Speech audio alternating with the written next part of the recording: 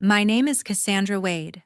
I'm 41, single mom, and I just landed back in Portland after a 4-day work trip to New York. I dragged my suitcase through the front door of our Cedar Hills house in Beaverton Friday, just past 6 p.m.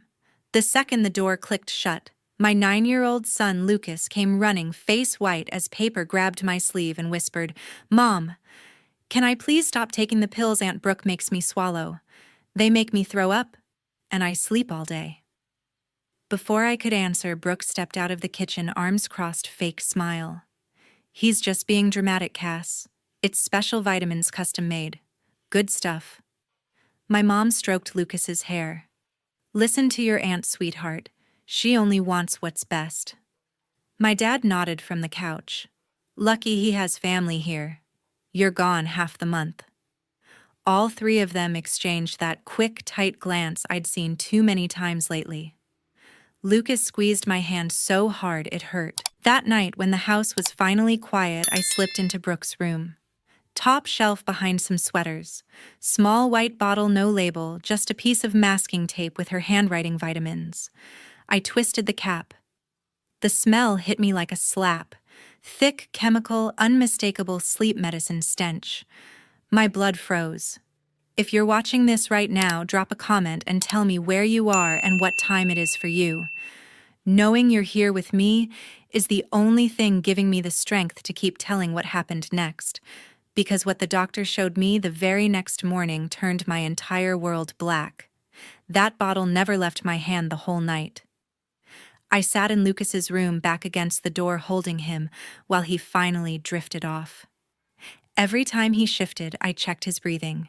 By 5:30, I couldn't wait anymore. I woke him gently, told him we were going for a quick checkup before breakfast, and carried him half asleep to the car. 25 minutes later, we pulled into the parking garage at Providence St. Vincent Medical Center. Dr. Sarah Nguyen took one look at Lucas' pale eyelids, heavy, speech slow, and ordered stat blood work. She didn't waste time on questions. They wheeled him to the pediatric observation bay and kept him there. I paced the hallway, clutching the unlabeled bottle in my coat pocket like evidence at a crime scene. 3 hours crawled by. Sarah finally called me into her office, closed the door, and slid the lab printout across the desk. The number hit me first: diphenhydramine level 2, 450 ng/ml. She didn't sugarcoat it. That's 7 times the upper limit for an adult Cassandra. In a 9-year-old, repeated doses at this strength can cause permanent cognitive injury, memory, attention, processing speed. She paused, eyes hard. "Someone has been sedating your son with adult-strength sleep medication." My legs gave out. I sat down hard. Sarah didn't stop. She picked up the phone, dialed Child Protective Services herself, then campus security. Within minutes, a social worker and a Washington County deputy were in the room. I handed over the bottle. Sarah gave them the lab report and a sealed evidence bag. The deputy photographed everything on the spot. The social worker told me Lucas would stay admitted for monitoring and a full toxicology panel. They needed to document the exact timeline of exposure. I managed to snap photos of the paperwork on my phone before they took the originals. Sarah slipped me a duplicate summary for your records. She lowered her voice. "Take this home carefully. You're going to need it." The drive back to Beaverton felt endless. I walked in just after 3. Brooke was sprawled on the couch, scrolling her phone. Mom folding laundry, Dad watching a golf rerun. I dropped my keys on the counter louder than necessary, walked straight to the coffee table, and placed the folded lab summary face up. Brooke sat up slowly. Mom froze mid-fold. Dad muted the TV. Brooke reached first. Her eyes scanned the page and the color drained from her face. Dad snatched it next, frowning like it was written in another language. "Lab error," he muttered. "Happens all the time." Mom moved behind Brooke, hands on her shoulders. "Honey, you were only trying to help the boy rest better. Doctors blow everything out of proportion." Brooke's voice cracked. "It's just a stronger vitamin, Cass. You're overreacting." I kept my voice flat. "CPS is already involved. Police have the bottle. This isn't going away. Dead silence. Then Dad leaned forward, elbows on knees. You're willing to destroy your own family over a misunderstanding. Mom's grip tightened on Brooke. Think about Lucas. All this stress isn't good for him. Brooke wiped her eyes, but I saw the calculation behind the tears. Dad glanced at Mom and gave the tiniest shake of his head. Message received, say nothing more. I turned and walked upstairs. Behind me, I heard Dad whisper, "Let it blow over. She'll calm down." I closed my bedroom door, locked it, and started backing up every photo to the cloud. Sunday morning, they all left for the Costco run, Dad driving, Mom riding shotgun, Brooke in the back with her reusable bags. I waited until the SUV turned the corner onto 142nd, then moved fast. I'd paid extra for same-day pickup at the Best Buy in Tanasbourne. 4 Arlo Essential indoor cameras, matte white, no bigger than hockey pucks, designed to blend into any ceiling. I grabbed the ladder from the garage, worked in silence. First unit screwed into the basement ceiling directly above the old leather couch, wide angle covering the entire rec area. Second one tucked in the corner joist near the mini fridge, catching the stairs and the doorway. Third went high in the living room, crown molding aimed at the front entrance and the hallway beyond. Fourth, in the upstairs hall, perfectly positioned to see every bedroom door and the top of the stairs. 10 minutes each. No wires, no blinking lights. Battery life advertised at 6 months. I paired them to a brand new account, changed the default password to something only I would ever know, enabled motion alerts and 24-hour cloud recording.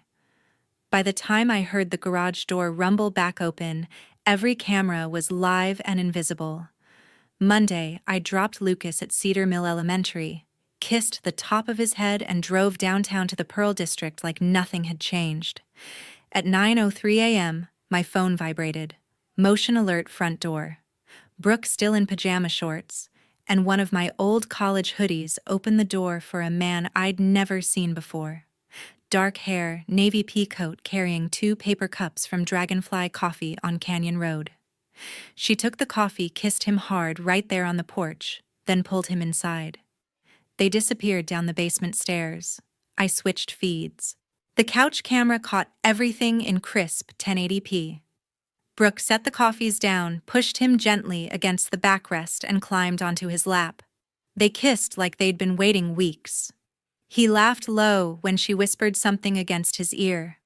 She tugged his coat off, let it drop to the floor, then reached for the remote and turned on the little string lights she'd hung last month. The glow made the whole scene look staged, intimate, practiced. She glanced up once, right toward the ceiling, right toward the lens she had no idea was there, and smirked before burying her face in his neck again. Tuesday, he arrived at 10:41. Same coffee, same route, straight to the basement.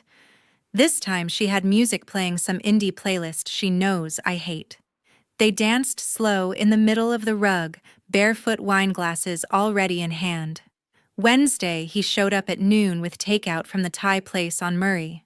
They ate cross-legged on the basement floor, feeding each other noodles between kisses, laughing at private jokes I couldn't hear yet. Thursday, he walked in at 9:29 carrying a small black duffel. Brooke locked the front door behind him, took the bag, and led him downstairs. The duffel stayed down there the entire day. Every single morning, I sat at my standing desk, pretending to review marketing decks, while the second monitor showed my own house being used like a hotel. I saved every clip to an encrypted folder, time-stamped, title by date. My pulse never slowed. I drank coffee I didn't taste. I answered Slack messages with one hand and refreshed the live feed with the other. By Thursday night, I had over 30 hours of footage and still no clear audio of what they were actually planning. But the pattern was undeniable. The house was theirs the moment my car left the driveway. I closed the office early, drove home through sheets of Oregon rain, and parked 3 houses down under the dripping maple trees. I opened the laptop on the passenger seat, pulled up the basement feed, and waited for Friday. I never went inside after work. I parked 3 blocks away under the dripping cedars on 141st, cracked the window for air, and opened the laptop on the steering wheel. The rain hammered the roof like it was trying to drown out what I already knew was coming. At 8:17 a.m., Landon walked in carrying 2 coffees from Dragonfly on Canyon Road and a small paper bag. Brooke met him at the door wearing nothing but an oversized flannel my flannel and pulled him straight downstairs. I switched to the basement wide angle. She set the coffees on the trunk, flicked on the string lights, and pushed him onto the couch. He laughed. "Your sister definitely gone." "Until 6 at the earliest," she said, climbing onto his lap. "We've got the whole day." She kissed him slow, then pulled back just enough for the camera to catch every word. "Everything's on track, babe. Lucas failed another spelling test last week. Teacher already emailed about possible processing issues. Another month of this dosage and no pediatrician will question a developmental delay diagnosis." Landon traced the chain around her neck, the one I'd never seen.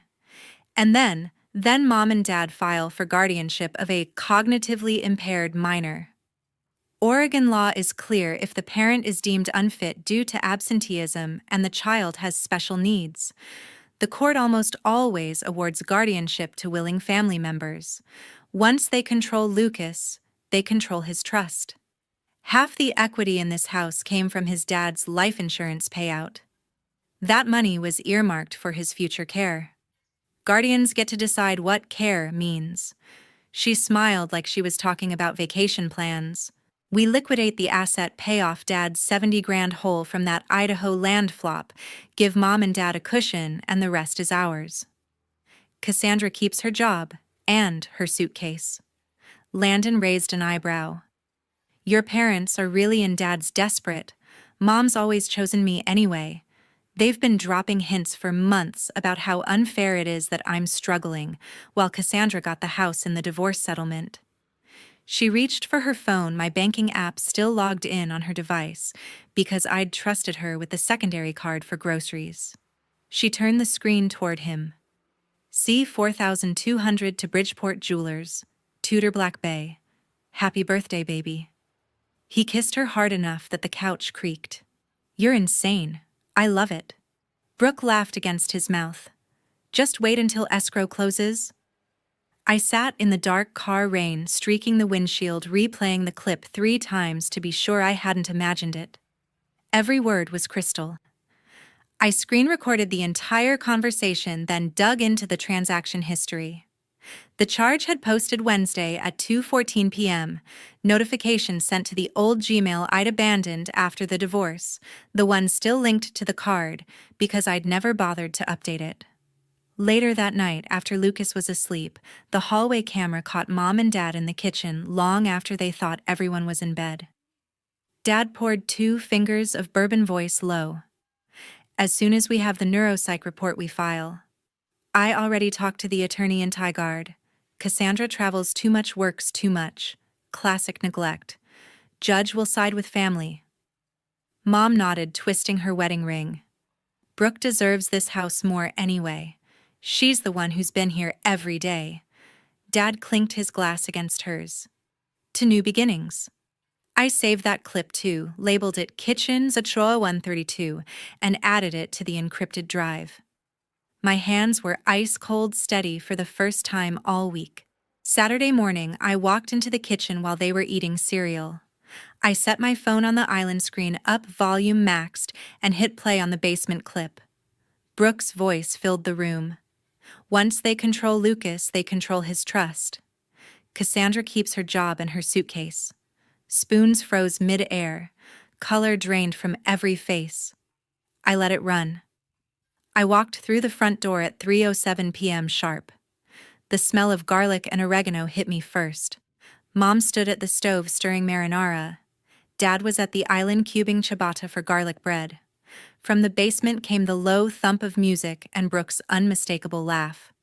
I dropped my tote on the bench, kicked off my shoes, and pulled my phone from my pocket. 1 tap. Volume max. The Thursday clip started rolling through the built-in house speakers I'd connected to the same network as the cameras. Brooke's voice boomed through every room. Court approves sale for care purposes. Dad pays off his Idaho debt. Mom gets her cruise fund and we walk away with the rest. The wooden spoon clattered into the pot. Mom spun around, sauce splattering the backsplash. Dad's knife froze mid-air. Heavy footsteps pounded up the stairs. Brooke burst into the kitchen first. Landon half a step behind, shirt, untucked cheeks flushed. She saw the phone in my hand and the blood drained from her face. Dad recovered first. Turn that off. Now. Mom's hand flew to her mouth. Cassandra, you recorded your own family. I didn't move. The clip kept playing, Dad's midnight bourbon toast about guardianship, Mom's quiet agreement. Every syllable echoed off the vaulted ceiling. Brooke lunged for the phone. I lifted it higher. Touch me and it goes straight to the Washington County Sheriff. Landon shifted toward the back door, eyes darting. Brooke grabbed his wrist. You're not leaving me here. Dad's face turned purple. You have no right to spy on us in our own house. This is my house, I said, voice calm, deadly. My name on the deed. My son you've been poisoning. My life you plan to sell. Mom started sobbing, big dramatic tears. We were only trying to secure everyone's future. Brooke's voice cracked. You're never here. I've been the one raising him while you chase promotions in New York. Dad slammed the knife down.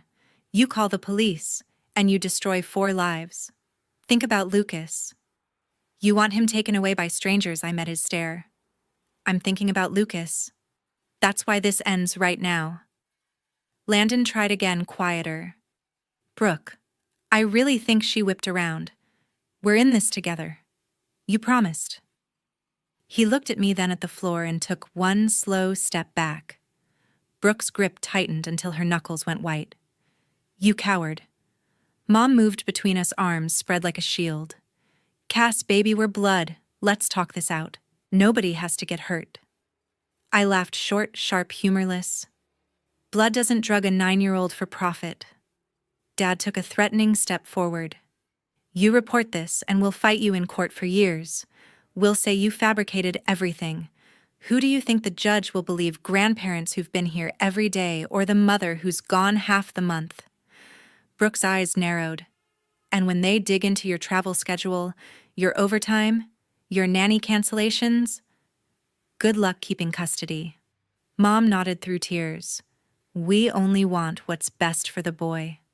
I looked at the 3 people who raised me, who shared holidays and birthdays and funerals, and felt the last thread snap. You want what's best for yourselves, I said. And you just confessed to it on camera.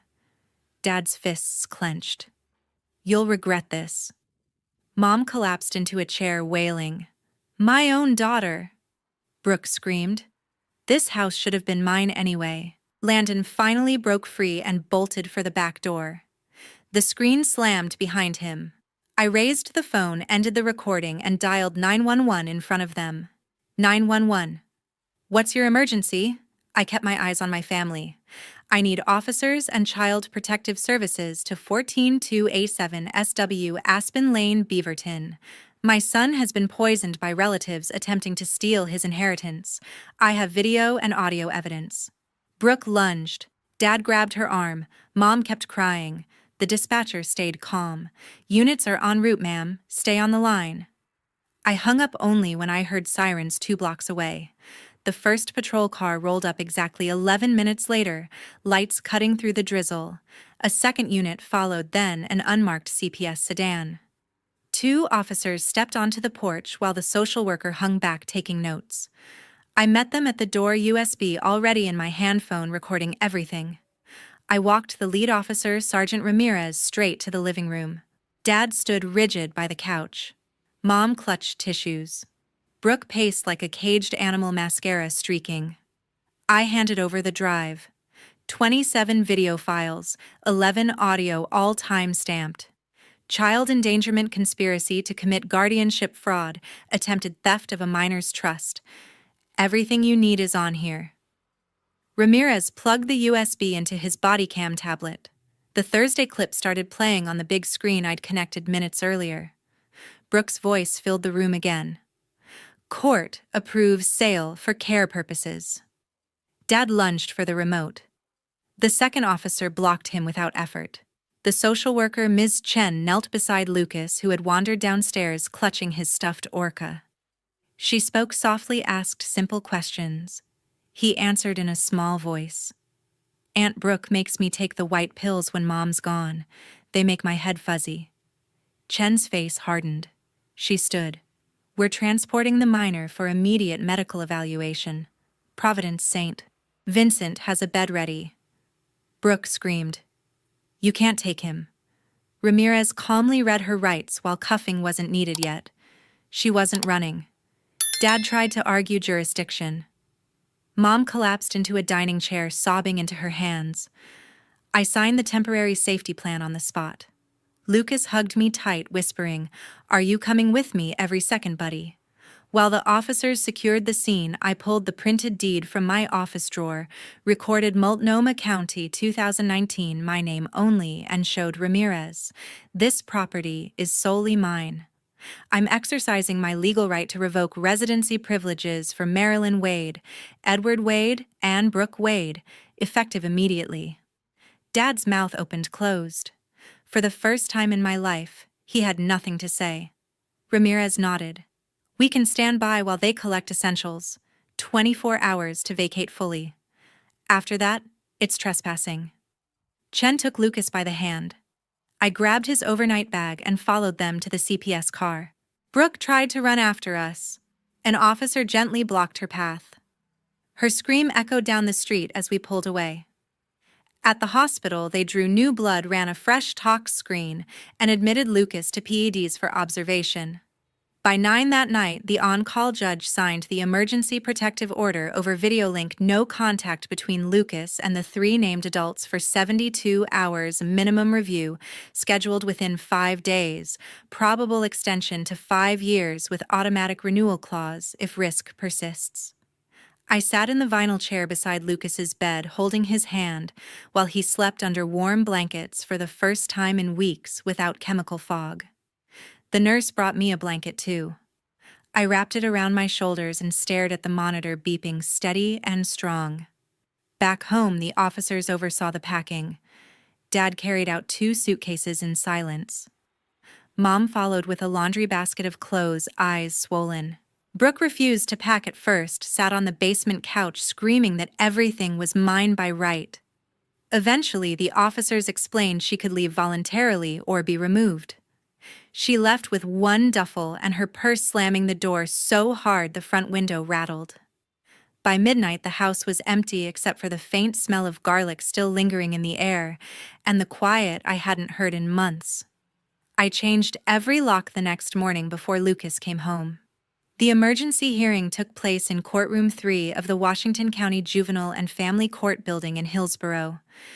I walked in with Melissa Hartman at my side, Lucas holding my hand tight. The room smelled of old wood and lemon polish. Brooke sat at the respondent table, flanked by a public defender who looked barely 30. Mom and Dad sat directly behind her in the gallery, dressed like they were attending a funeral. Judge Elena Morales entered, black robe, crisp silver hair pulled back. She wasted no time. This is an ORS 419B-100 Emergency Protective Custody Review. Ms. Hartman, you may proceed. Melissa stood. Your Honor, we are requesting continuation of the emergency order conversion to a 5-year restraining order with automatic renewal and civil damages for intentional infliction of emotional distress and medical endangerment. She clicked the remote. The big screen lit up with the basement clip, Brooke's voice clear as glass. Once they're appointed conservators. The house is the biggest asset. We liquidate. The public defender objected to chain of custody. Judge Morales overruled. I've reviewed the forensic report from the Washington County Digital Forensics Unit. Chain is intact. Next came the kitchen midnight clip, Dad's bourbon toast. Mom covered her face. Dad stared straight ahead, jaw clenched. Melissa called Dr. Sarah Nguyen to the stand. Sarah laid out the toxicology reports, the projected permanent cognitive risk, and stated flatly, This was deliberate, repeated administration of a Schedule IV-controlled substance to a minor without medical justification. It meets the definition of child abuse under Oregon law. The public defender tried to paint me as an absentee parent. Melissa countered with my travel logs, childcare contracts, and Lucas's perfect attendance record until the poisoning began. Brooke took the stand last. She cried, claimed the pills were herbal sleep aids, insisted she only wanted to help. The judge asked one question: why is there no label, no dosage instruction, and no prescription record? Brooke had no answer. Mom and Dad refused to testify after the judge warned them about perjury. Their silence spoke louder than words. Judge Morales returned after 20 minutes. The court finds clear and convincing evidence of immediate danger to the child's physical and emotional welfare. The emergency order is converted to a permanent protective order under ORS 107.718. Brooke Wade, Marilyn Wade, and Edward Wade are prohibited from any contact with Lucas Wade for 5 years, renewable automatically upon showing of continued risk. Civil judgment is entered against Brooke Wade in the amount of $48,000 for medical costs, therapy, and pain and suffering. CPS will continue its parallel criminal investigation. She banged the gavel. Brooke collapsed forward, sobbing into her arms. Mom reached for her, then thought better and sat back down. Dad just stared at the floor. We walked out into the hallway. Lucas hugged my leg. Are we safe now, Mom? I knelt, looked him in the eye. Completely. 1 week later, the preschool where Brooke had worked for 6 years received the official CPS substantiation letter. Oregon state law requires immediate termination for any founded child abuse finding against an employee. Her personnel file was flagged permanently. No licensed early childhood center in the state would touch her again. I filed the civil judgment the same day. Collection started 30 days later. October sunlight poured through the new skylight I had installed in the upstairs hallway, the one Lucas picked out himself from the catalog. He turned 10 last month. 10 candles on a chocolate cake shaped like the Portland Timbers logo. He blew them all out in one breath, cheeks, pink eyes, bright, no trace of the fog that used to cloud them. Cedar Hills looks exactly the same from the street, but inside everything is different. Fresh paint in soft blues and greens, new locks, new alarm code, new doorbell camera.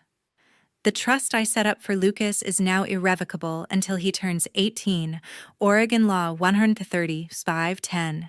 The house equity that once belonged to his father's life insurance payout sits safely inside it, managed by a bonded fiduciary I chose myself.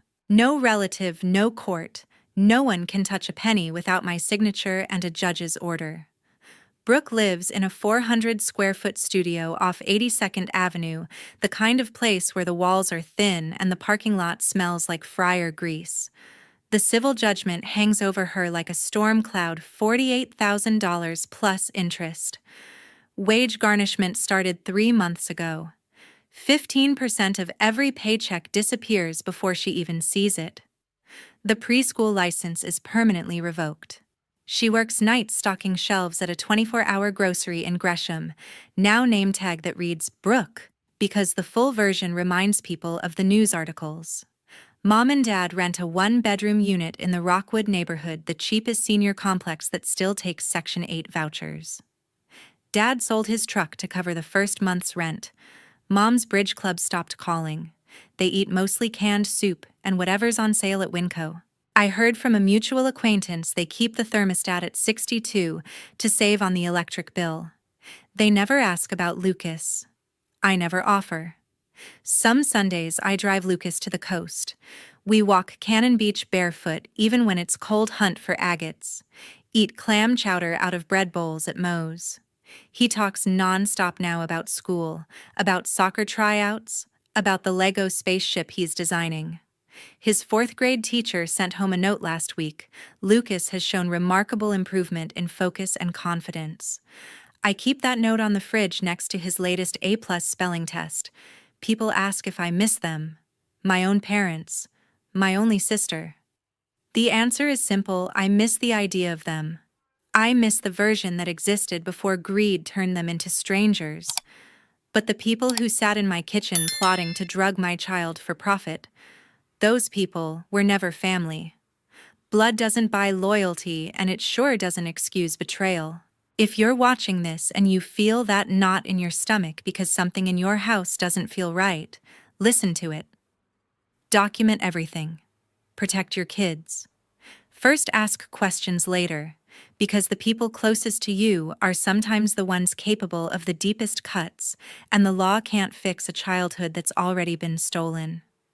Lucas and I are building a new normal, just the two of us. Our rules, our laughter, our home.